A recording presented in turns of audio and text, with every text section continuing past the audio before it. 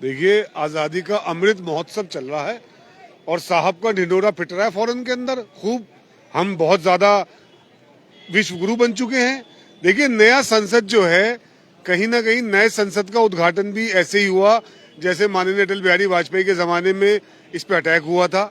अब मसला क्या है कि ये जो युवा हैं, ये जो आए थे, जो वहाँ पे प्रदर्शन करने, बेसिकली मैं इसे अटैक तो नहीं कहता, मगर वो अपना प्रदर्शन करने गए थे क्योंकि कहीं ना कहीं भाजपा से जुड़े युवा थे और भाजपा के एमपी। लेकिन ये किस तरह का प्रदर्शन है? एक तरह से स्मॉग बॉम्बिंग अंदर किया गया और उसके बाद असला होता, कोई बड़ा घटना घट जाती तो जिम्मेदारी कौन उठाता? एक बहुत बड़ा हादसा जो है टल गया है। इस तरीके का मजाक जो है संसद के अंदर होगा अब? देखिए, हो तो अब कुछ भी सकता है।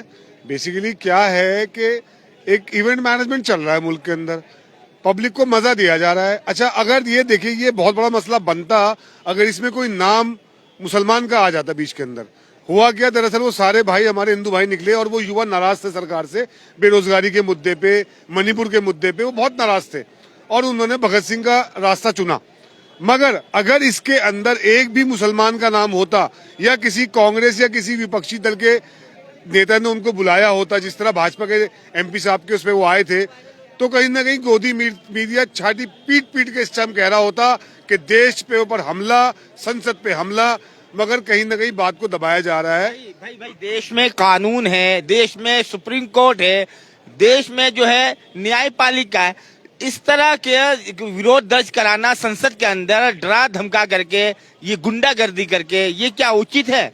देखिए, आप इसे डराना धमकाना कह रहे हैं, मगर आप अगर पृष्ठभूमि देखें इसकी, जो लड़का अंदर पकड़ा गया जिसे माननीय सांसदों ने मिलकर मारा है, वो लड़का पहले नौकरी करता था और अब ई रिक्शा चलाता था, ऐसा मुझे ज्ञात हुआ डिफरेंट मीडिया चैनल के माध्यम से। जबकि उसके परिवार का इंटरव्यू दिखाया गया तो वो लड़का भी ई रिक्शा चला रहा था। देखिए, जो युवा बेरोजगार है और जिसका मोह भंग हो चुका है भाजपा के झूठी बातों से, वो 2 करोड़ रोजगार, 15 लाख अकाउंट में आना, उस सबसे अब लोग त्रस्त हो चुके हैं।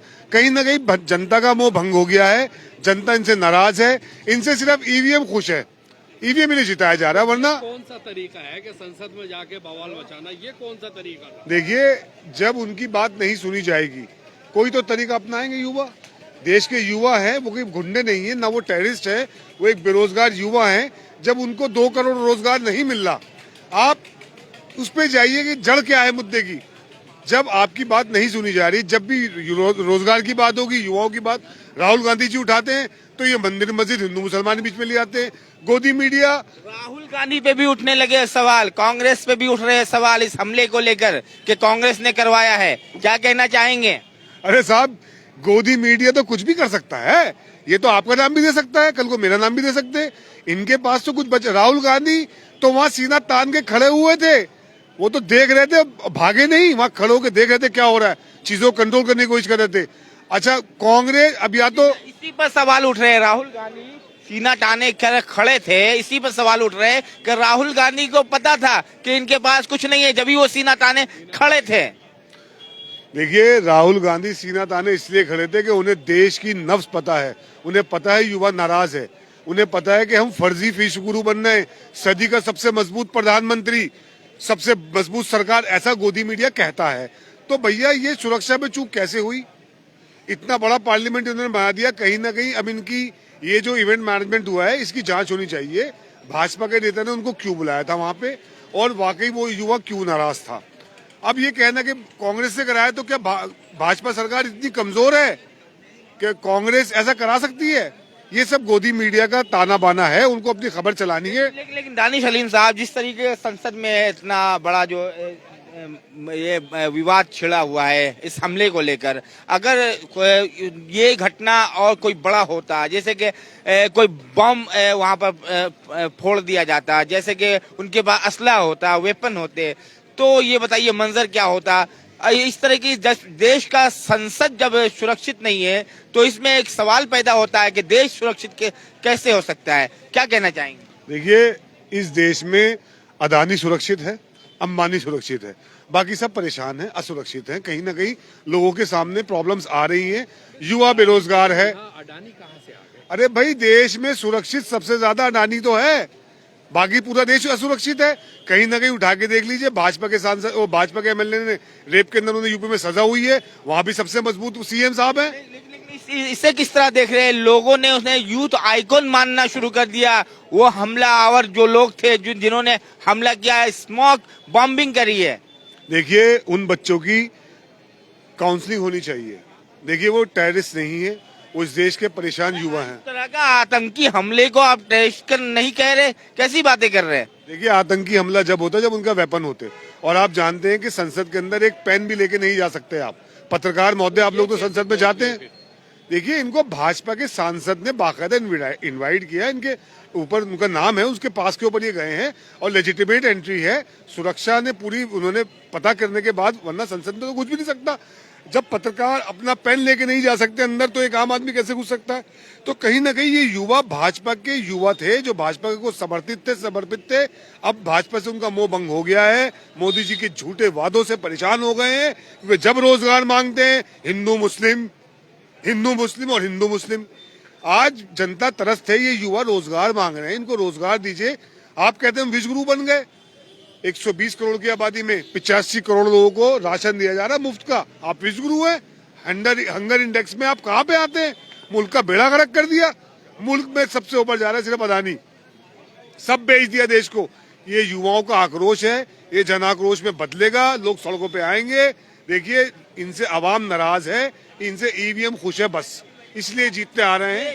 उन जिन्होंने हमला किया है संसद के अंदर, स्मोक बॉम्बिंग, उन लोगों पर अब देशद्रोह का मुकदमा चलेगा। किस तरह देख रहे हैं आप? लोगों ने उन्हें यूथ आइकॉन मानना शुरू कर दिया एक तरीके से। बहुत सारे लोग, एक तबका कह रहे हैं कि वो आतंकी है। तो क्या कहें, लोगों ने एक दो गुट में लोग बट चुके हैं। एक यूथ आइकॉन मान रहे हैं और एक कह रहे हैं कि ये आतंकी है, लेकिन उनपे चलेगा अब मुकदमा देशद्रोह का। देखिए, अगर वो आतंकी है जैसा कि आप कह रहे हैं या लोग कह रहे हैं, तो सबसे पहले उस सांसद को संसद से क्यों नहीं निकाला जिसने उनको बुलाया था? भाई, उसके कहने पे तो वो आए थे वहां पे। महुआ मोतरा की 2 घंटे के अंदर आपने सदस्यता रद्द कर दी। दानिश अली को गालियां बकने वाला, संसद में खुलेआम जाति सूचक टिप्पणी करने वाला बिधूड़ी आज भी संसद में, उस पर कोई कार्रवाई नहीं हो रही। तो कहीं ना कहीं संसद जो है, डिसिप्लिनरी कमेटी, एक्शन कमेटी एक तरफा काम कर रही है। दानिश अली साहब, क्या कहना चाहेंगे आप? जिस तरीके से ऑपोजिशन के 15 सांसद को निलंबित कर दिया गया है। देखिए, अब ईवीएम से नहीं जीत के आप लोकसभा में आ सकते। जो ऑलरेडी जीते हुए उनको इस तरह बाहर किया जाएगा। तानाशाही है, एक तरफा तानाशाही चल रही है, कहीं न कहीं विपक्ष को खत्म करने की साजिश है। महुआ मोत्रा को 2 घंटे में निकाल दिया, बाकी को अब इसको भाजपा के सांसद क्यों नहीं निकालते? रमेश बिधूड़ी पे कार्रवाई क्यों नहीं होती डिसिप्लिनरी एक्शन कमेटी की? इस सांसद पे कार्रवाई क्यों नहीं होती जिसने इनको बुलाया था, बच्चों को, जिन्होंने ये वहां पे कांड किया है? तो पहले इन पे कार्रवाई हो। जाति सूचक टिप्पणी करने वाला रमेश बिधूड़ी गुंडा। एक सवाल लेते हैं आपसे कि वो जो लोग संसद पे हमला किया है, वो यूथ आइकॉन है या आतंकी है? क्या कहना चाहेंगे? सीधे जवाब दें। देखिए, वो इस मुल्क का परेशान नौजवान है जो तालीम हासिल करने के बाद। यूथ आइकॉन या आतंकी? नहीं, देखिए, इसका फैसला तो सरकार, कोर्ट करेगी ना कि वो आतंकी है क्या है। जब आप पे आती है बात तो कोर्ट का रास्ता, आप लोग कोर्ट की तरफ इशारा करते हैं। जब संसद के अंदर वो लोग घुस करके डरा धमका करके स्मोक बॉम्बिंग कर रहे हैं, उस वक्त कोर्ट याद नहीं आया, कानून नहीं आया? कानून के धज्जियां उड़ाते हुए ये लोग संसद में एक मजाक बना करके रख दिया गया है। देखिए, उन्होंने गुमराह, नौजवान ने जो परेशान था, गुमराह हो गया था भाजपा की बातों से, आज वो जन आक्रोश में तब्दील हो चुका है। तो उन्होंने ये कदम उठाया, इसकी सजा उन्हें कोर्ट देगा। उनकी काउंसलिंग होए, उन्हें पता किया जाए कि वो इस रास्ते पे क्यों चुना उन्होंने, और उसके बाद कोई फैसला होगा कि ये आइकॉन है या है तो ये भाजपा के ही लोग। तो इनकी कहीं ना कहीं मनोस्थिति सही नहीं थी। आप ये कैसे कह सकते हैं कि ये भाजपा के ही लोग हैं? आप कई दफा आप कह चुके हैं, ये कैसे कह सकते हैं? अरे भाई, संसद में कोई आम आदमी नहीं जा सकता, कोई ना कोई सांसद मनोनीत करता है। भाजपा के सांसद ने उन्हें मनोनीत किया, जिसके मनोनीत होने पे वहां पे आए। तो पहले उस भाजपा के सांसद की संसद से रद्द